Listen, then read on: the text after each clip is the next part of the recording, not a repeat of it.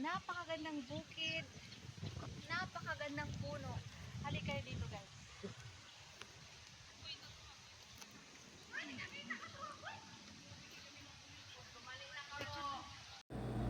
At ngayon nga, nandito na naman tayo sa isang adventure. At pupuntahan natin ngayon ang isa sa pinakamagagandang lugar na matatagpuan dito sa lugar namin sa Masbate. Ito ay ang Fazenda da Esperanza. Let's go, guys!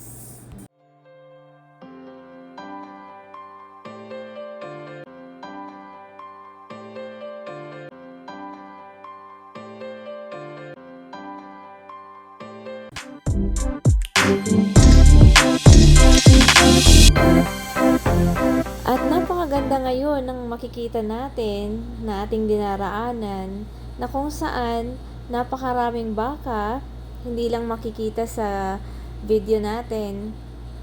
Ayan, napakaganda talaga ng lugar na ito.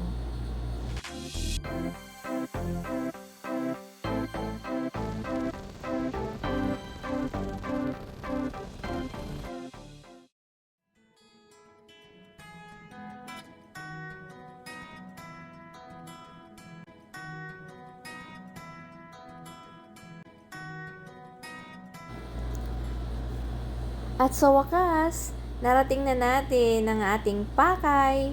Nandito na tayo sa Fazenda da Esperanza. Let's go! At walang gwardiya sa may gate, kaya tuloy-tuloy na tayo sa loob. Narating ko ang lugar na to dati noong mga 2008. Industrial tour namin yun noong nag-aaral pa ako. Napakaganda ng lugar na to, nakaka-relax. At marami silang tinitindang fresh milk dito. Ayan, matitikman na ulit natin ang kanilang mga produkto. Tuloy po kayo. Walang tao. Ayun.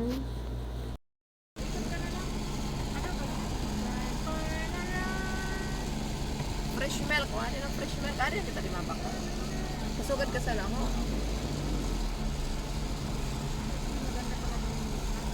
Alapat penny?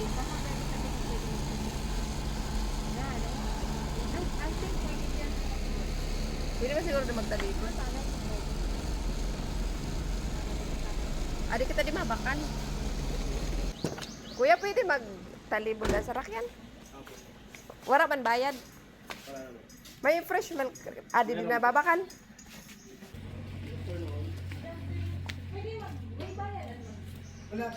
Roaming around. Akit kayo, sa taas. Ah, may taas pa.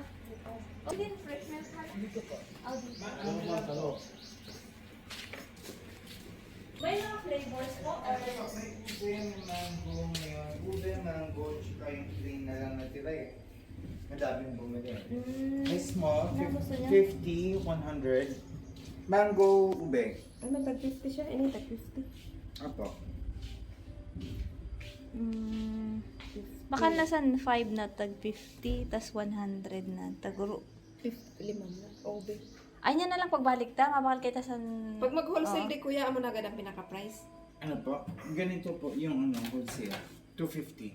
Ay, ano mo may ano? Pas, mga ilang ganito yung ganyan. Anim? Mga 10. Okay, kung pang benta-benta magbaga.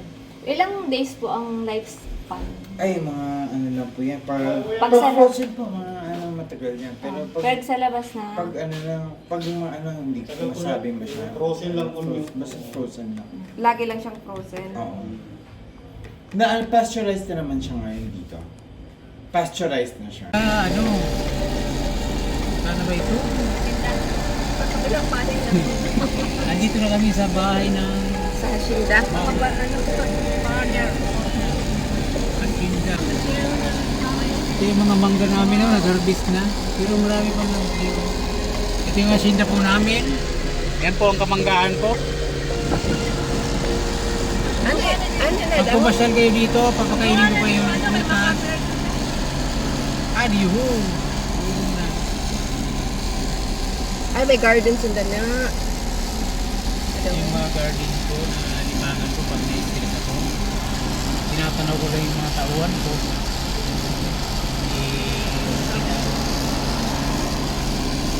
Dili man nagakal siguro mabakal. Papasyal ko kayo sa bahay ko sa taas. Di may temple daw sa taas. Yan yung mga nagtatrabaho, yung Ang gina yung lagi tambak sa puno mo. bumalik yung Ang pampataba ninda kita. matigbigan. Kita ginsusunog ka man ina.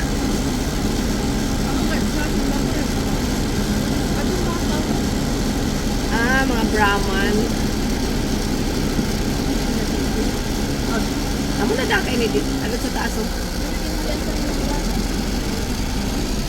Grabe lang yung proseso sa nililigan. Alam pa din dito sa lubog mo ako wala pa din.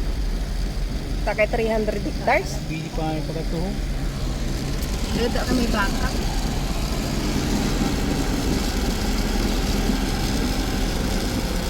Oh, yun. Siguro. Hindi pwede di magtalibot sabi sa itong lalaki. Dito na oh, sa nanak. Iyakan siya.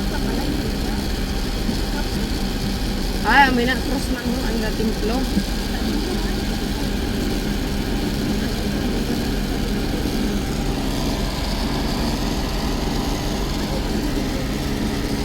Ah, ada may puro park video.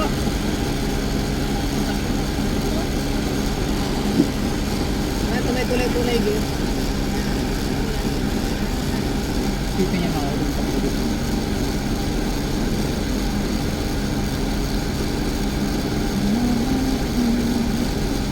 Ay, di wala yung transan. Sabi tagal ni May magkaroon dito mo. Kaya nakikita. Bakal sa fresh no?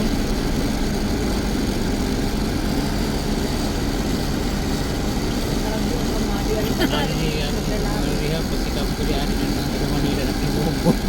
Ani magalitong primuhong ko. Ano ha? Manila ni daron. Ay, baka ni unit din. Makanya unit siya.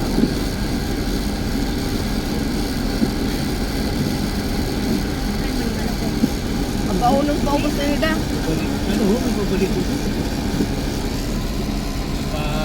Punahan pa nga niyo. Ang pagkuba ay ano.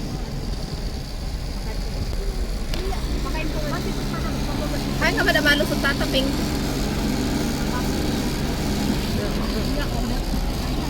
Hindi ako magugalaw din.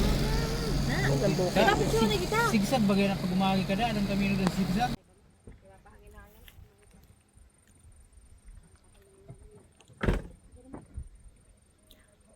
Wow, napakaganda talaga ng lugar na ito.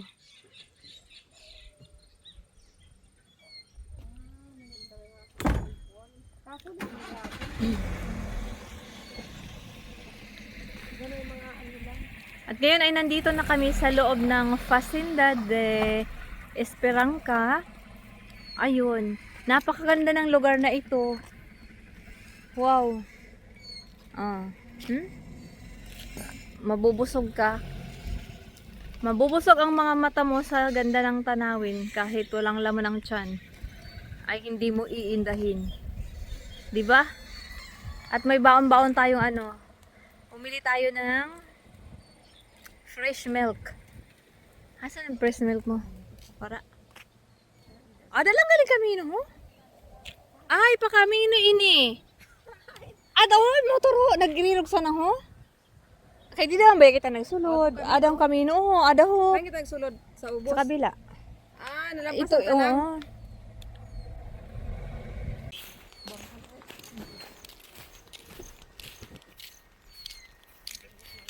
Mga wala na, kaya landam-lam.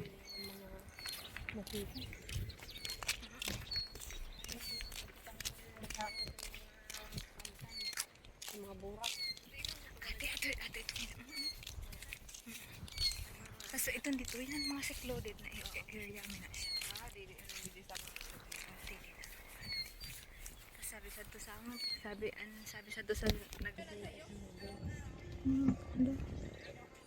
Maganda di ko nilan aga pa. Pag yun man hapon alas 5, maganda din pag picture. Kaya na mapahaw ko na.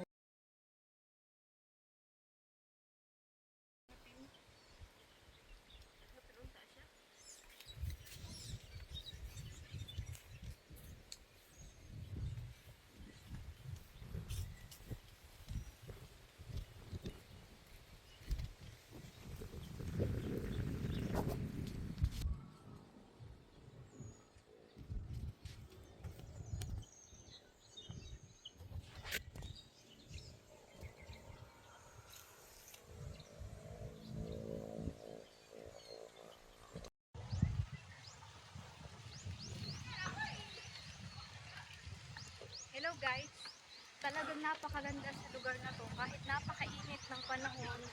Pero sadyang okay lang. Okay lang umitim. Nakikita nyo naman.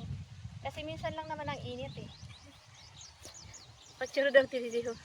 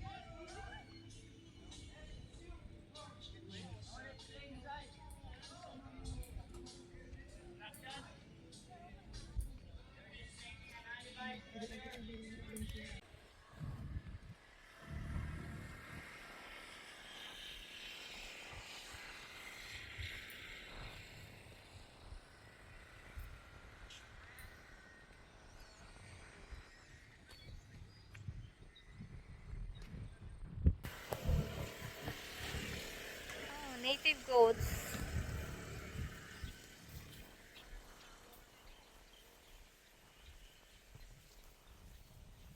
Juting man lang inda kulungan. Juting man lang ada ni nakanding. Adto sa labas uy gwapan iba.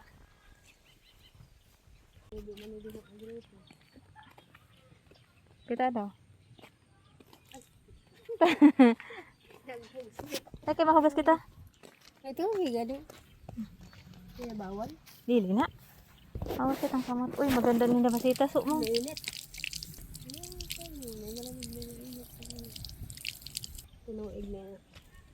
Ito naman may masulod. Hindi.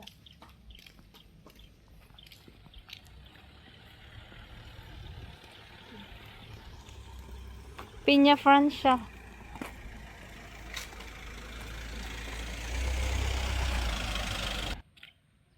Ito ba magabangga? Di pa mano-ano?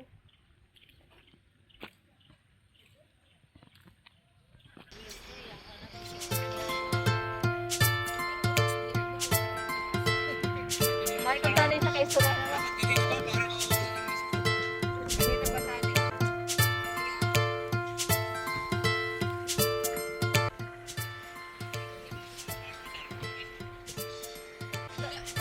The same patient na daw siya dito.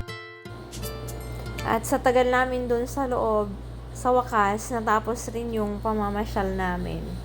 At ngayon ay pababa na at papauwi na. Dadaanan lang namin yung binili naming gatas na fresh. Napakaganda talaga. At ayun, nakapag-relax naman tayo kahit konti lang. Napakaganda talaga ng lugar na ito.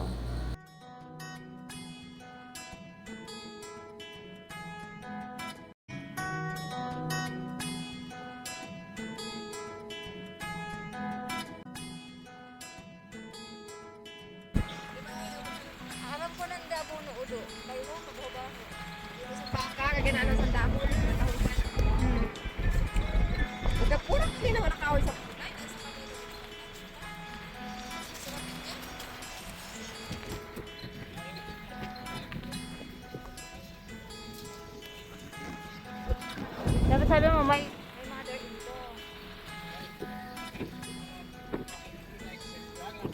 Sabi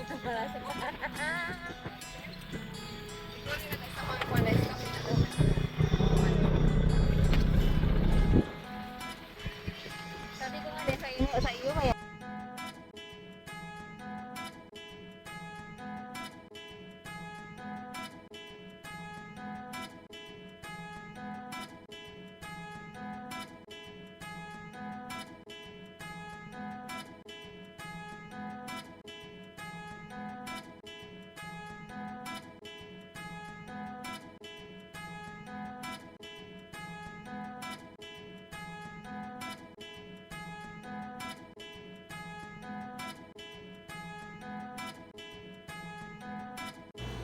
Thank you guys sa panunod sa aking video.